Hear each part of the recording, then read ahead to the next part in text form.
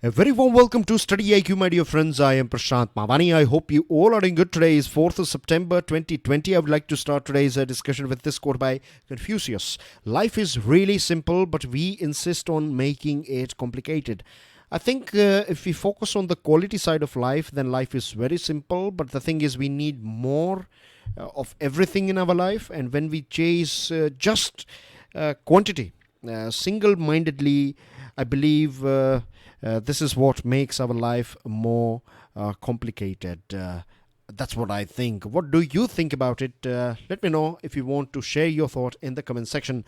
With this, dear friends, StudyIQ team has designed a smart course. This smart course is for Civil Services Examination. It covers your pre as well as mains examination, and to find out more about it, all you have to do is download our mobile application. On our table, we have 4 interesting articles, and then we have some news items to go through.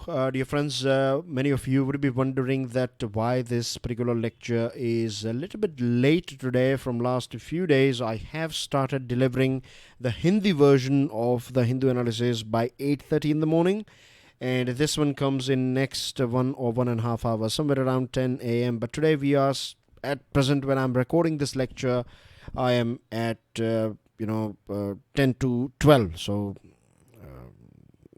we are a bit late today. The reason is that I was super tired this morning.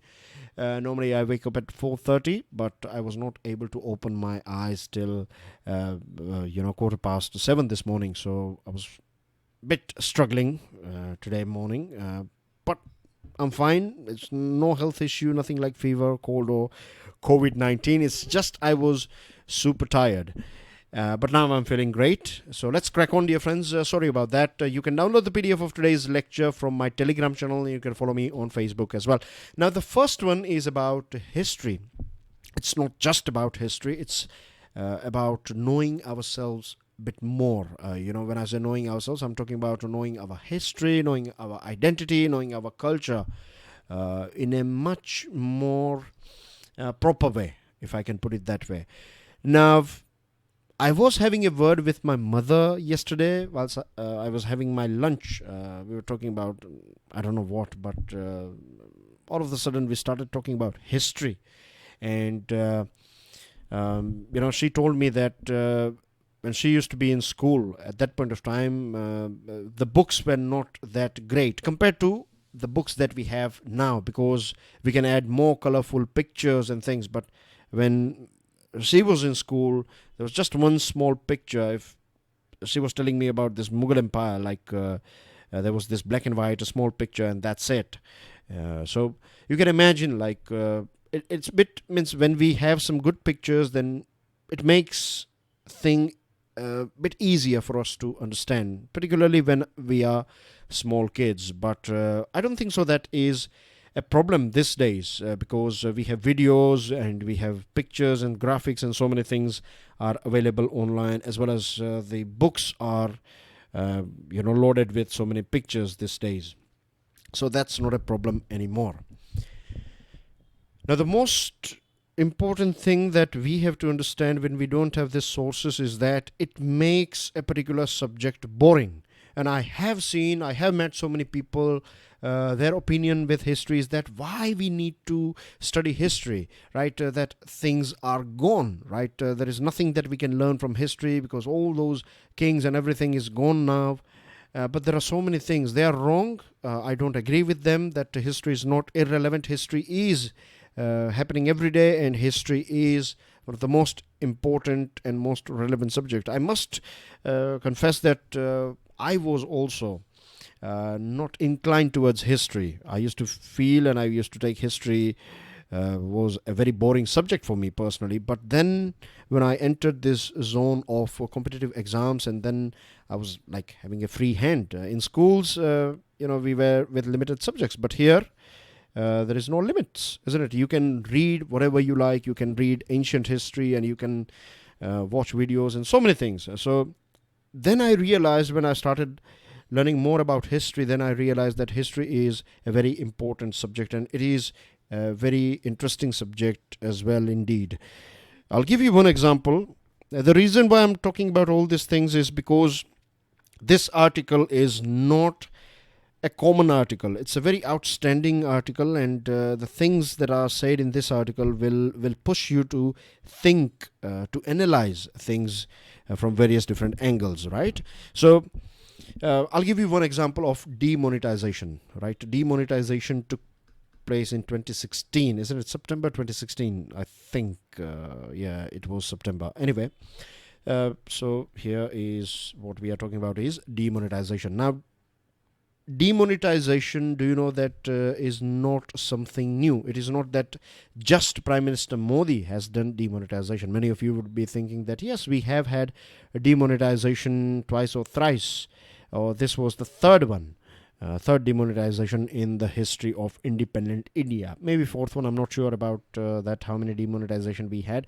But the most important thing is that if you go back in history, in medieval era, or even before that, right, there are documents, there are evidences that demonetization was conducted by so many kings, and it makes sense, and it makes it makes sense, and it's quite logical that if you take over, let's say if you are a big king, right, if you are a very strong king, and this is your kingdom, and this is someone else's kingdom. Now this is a small kingdom, so of course you diplomatically or via war, because of whatever reason, this particular kingdom is now under your control.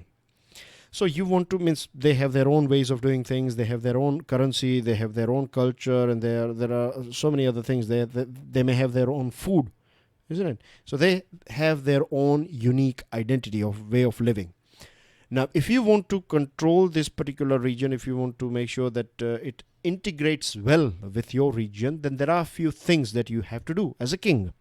So if you are a good king, if you are a king with sensibility, then you will think that, okay, let's not interfere with their religion, right? Let them follow their own faith. If they prefer a particular way of doing things, then let them do it. With food, of course, right? They are living in that geography, so they need that sort of food. Okay, that's fine. What about economy? What about military? Of course, military-wise, you will think that it's important that they take orders from you and they follow things because you know the best. You have more experience in taking over so many kingdoms, right? This were all independent kingdoms, but now they all are under you, and so is this one. So military wise, they have to take orders, so they have to follow what you are saying, and in the same way economy as well, right? You will say that these are the best things that these people are good at. So naturally you have to have one common coin system or currency. So you will get rid of the old currency that was legal in this particular region, and then you will inject or implement your own currency. So this makes sense. So demonetization used to take place earlier on as well, but we don't read this sort of things in our history books. And history is a subject, there are two important things. How it is taught, right? It depends on teacher's skill. And generally, I have seen that if you find a teacher who is a good storyteller, then he or she can create a very good interest in history. So how it is thought, and the second thing is the content that is available. Because if we know history very well, if we can explore history, if we can understand history, then we can understand our own identity as well. When I say identity, I'm not just talking about your individual identity. I'm talking about as a society, we can understand a bit more about why we are doing the things that we love to do or we like to do on a regular basis. If we go back in the history, like tea was never part of India, right? We were not used to with having a cup of tea in the morning, but then British people came in, and now it is part of our culture.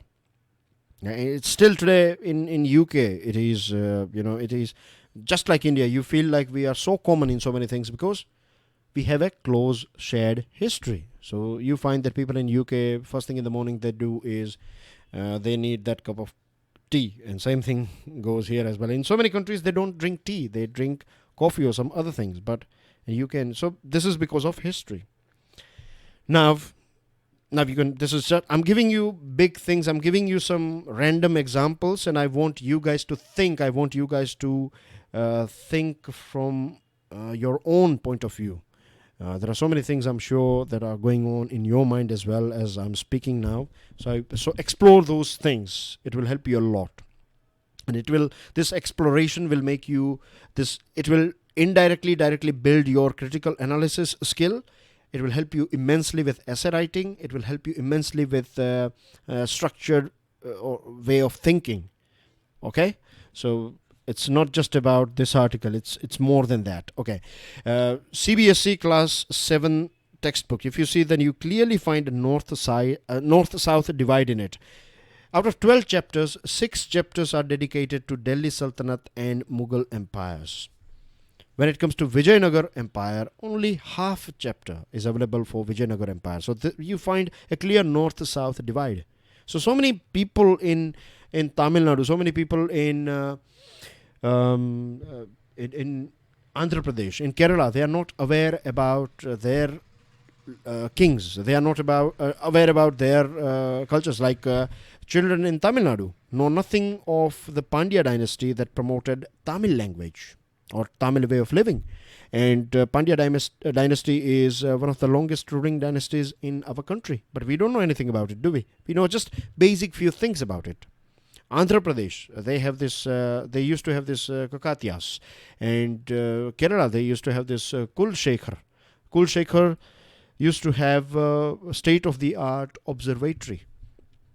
But we don't know anything about these things because too much importance is given to few kings or few dynasties. So the northeast is also ignored in the curriculum of CBSE because when it comes to northeast, when it comes to homes, you find that their history is orally recorded.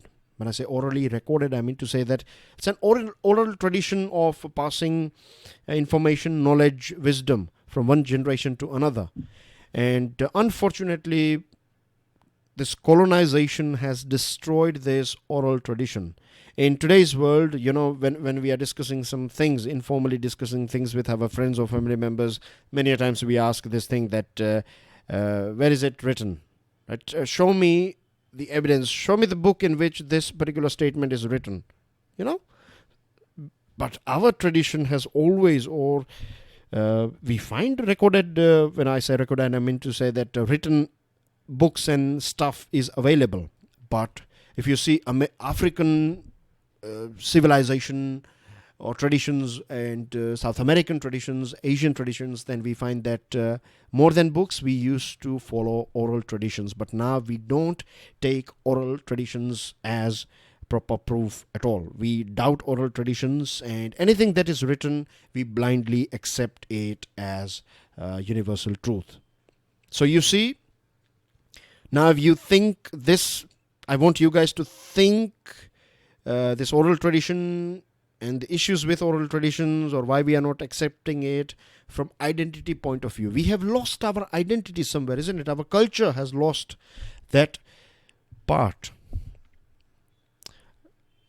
Okay, now we need to re-examine the syllabus of CBSE, of course. And for that, what we need to do, or what we can do is, we cannot have like every state, they have their own, unique history. So that is nearly impossible for our kids to study everything in standard 7th. So what we can do is we can start with local history. So students in Tamil Nadu, CBSE board, they can have more of Tamil Nadu history, and then later on we can take them to national history, and then local history, then state history, national history, and then later on international history. So in 7th standard you can have pure 6th and 7th standard local history, gradually moving towards state history, then national history, and then international history as you head towards 10th standards or 11th or 12th.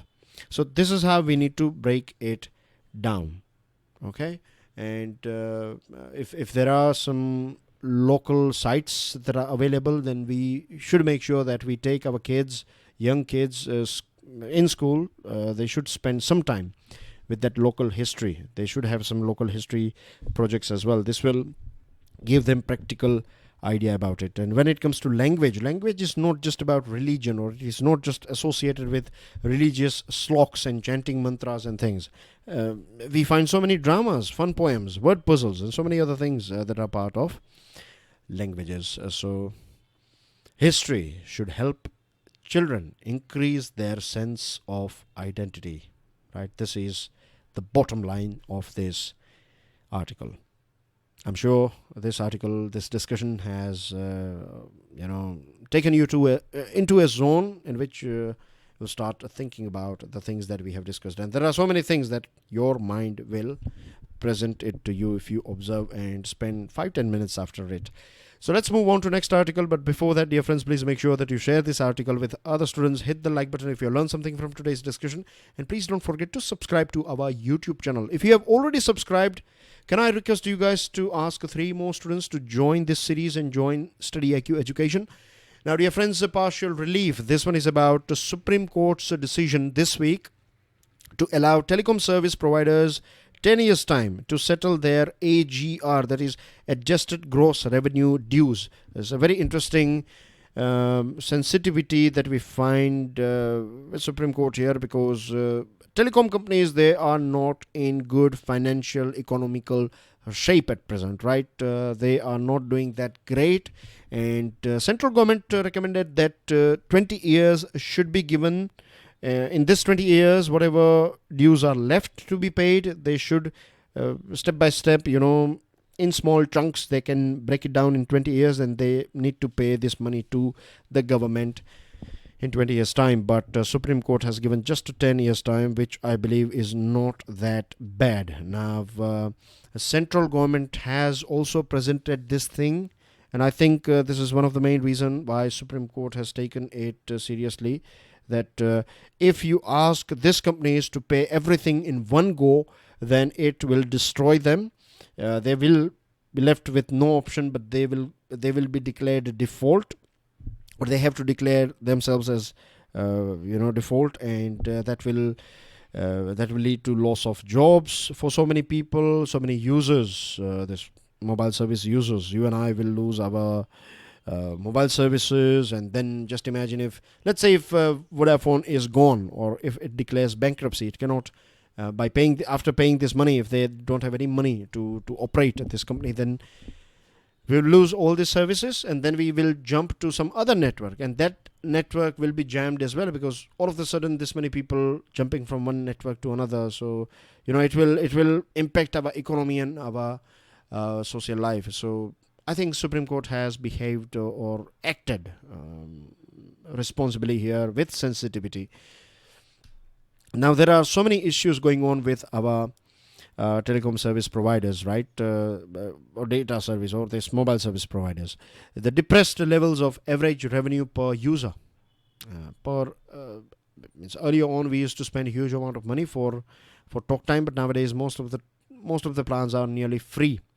Then disruption created by Jio, and this disruption has destroyed their revenue sources, because earlier on they used to charge 300 rupees per GB, and now for 300 rupees or 400 rupees you get a 3 months validity.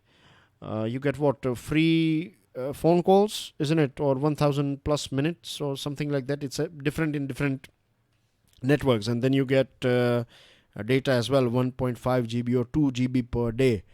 So they used to make huge amount of money, and because they were making huge amount of money and profits, they used to spend those things in that way. But now they are running on a very tight budget, so they find it very difficult. And then there is a surge in data usage. We are using more data now, but when it comes to paying money, or data plans are very cheap, we are very competitive. So for many companies it is unviable, and overall diminishing ability to continue to invest in capital spending for infrastructure upgradation and new technology, including the upcoming adoption of 5G network. This is a matter of concern. I see it as it will impact our long-term future, because these companies, their competition has created good opportunities for us, but they should make enough money so that they can invest in expanding digital network. They should have enough money enough profit through which they can invest more in 5G technology, and we need to see state-of-the-art technology in future, and this is going to impact our whole economy as well as our health, as well as our society, because see, in last 72 years, 73 years, we have failed in providing electricity, failed in connecting villages and so many other things. But digital world is a world that can provide these things to those villages which are living in very difficult geographical region, in mountain region or in maybe remote villages.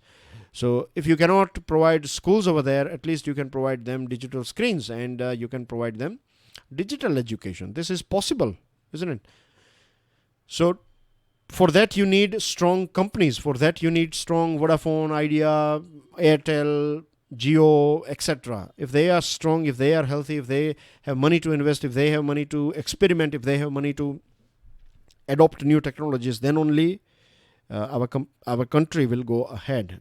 If these companies are weak, then it will impact our digital life as well as digital growth. Think about it. With this, dear friends, moving on to next item. This one is about, again, it's about digital push for healthcare or health system.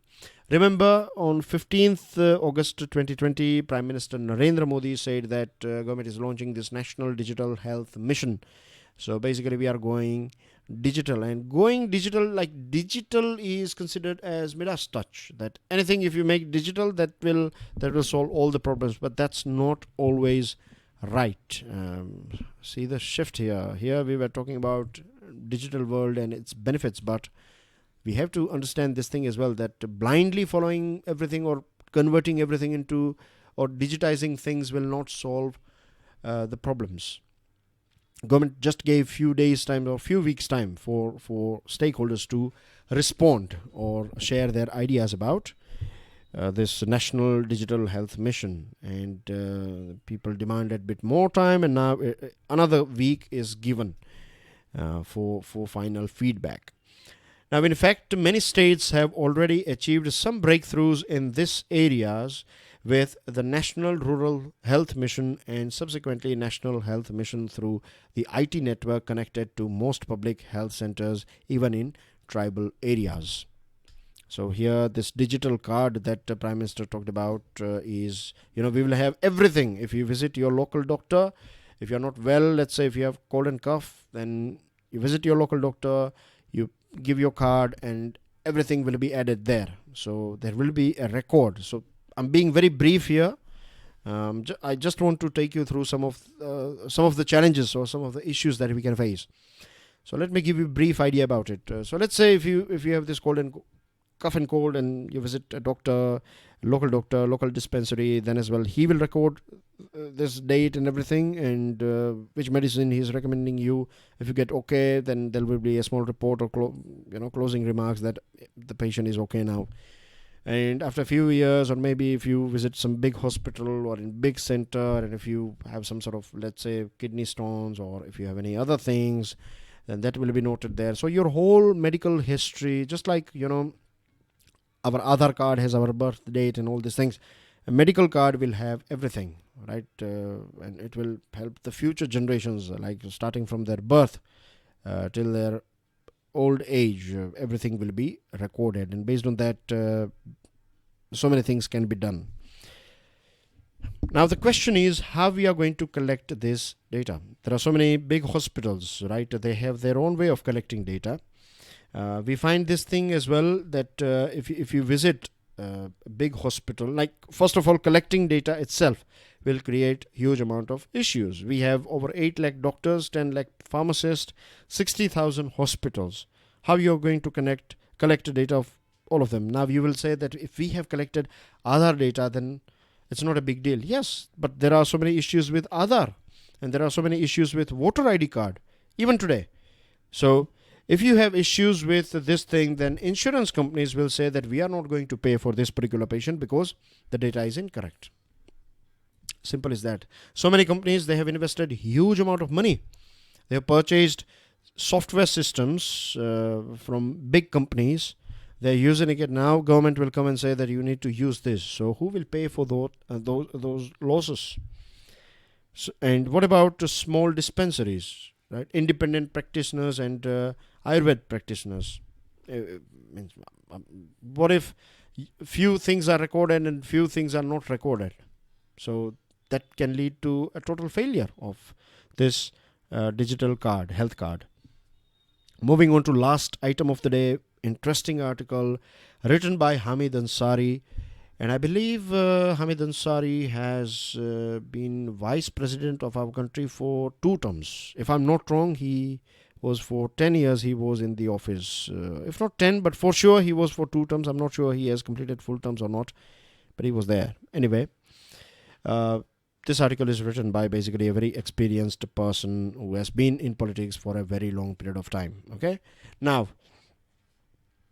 our constitution, right, our system. We live in a democratic country, and our democracy is parliamentary form of government. So we have one parliament in which you have ruling party as well as opposition party. We are the people who have voted them and sent them over there, so they can run our country, and we can do our own thing. In whatever thing we are good at, we can do that thing, and we can select some politicians and they will run the country. That's what we expect from them. So we keep an eye on them via so many things like this. We cannot visit parliament every day, but we have this television, Lok Sabha TV, Rajya Sabha TV.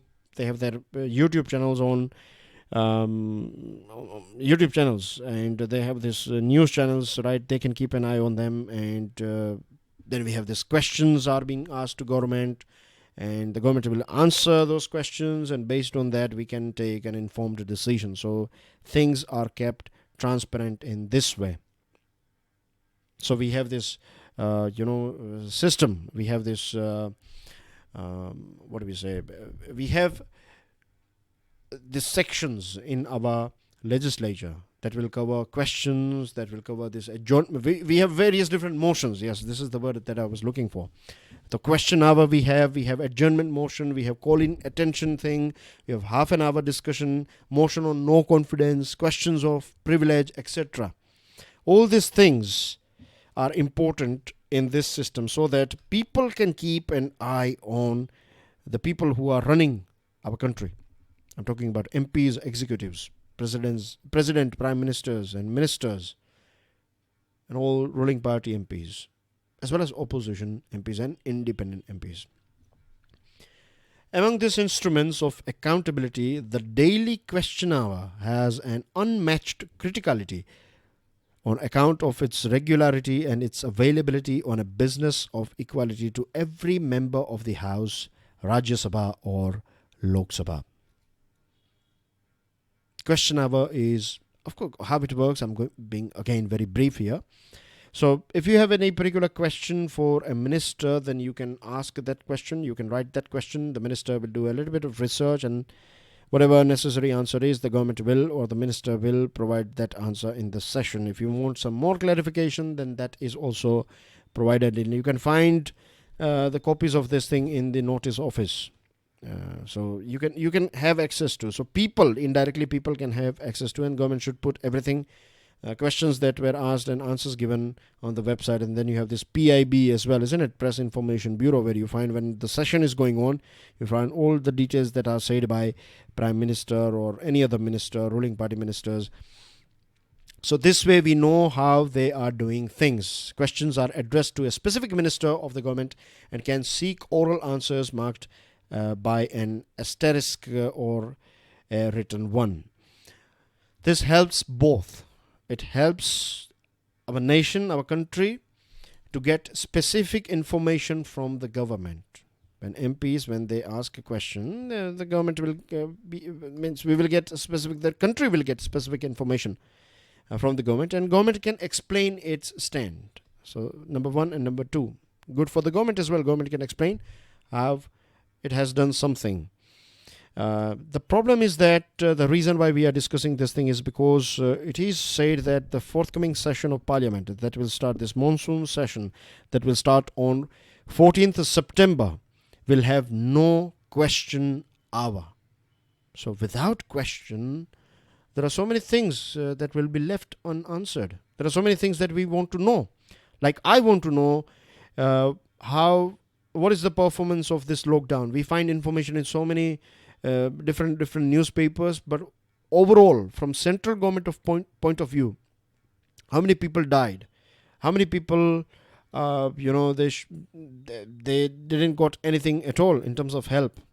There are so many things that we need to ask, right? Because this is something that will, again, today it will create the questions that will ask the answer, or the action that is taken by government will act as an example for the future generation. What we are doing today is a history. It will become part of history, just like the demonetization thing that we discussed. In the same way, if we record these things and they are recorded, if we have proper answers, then we know what to do and what not to do in future.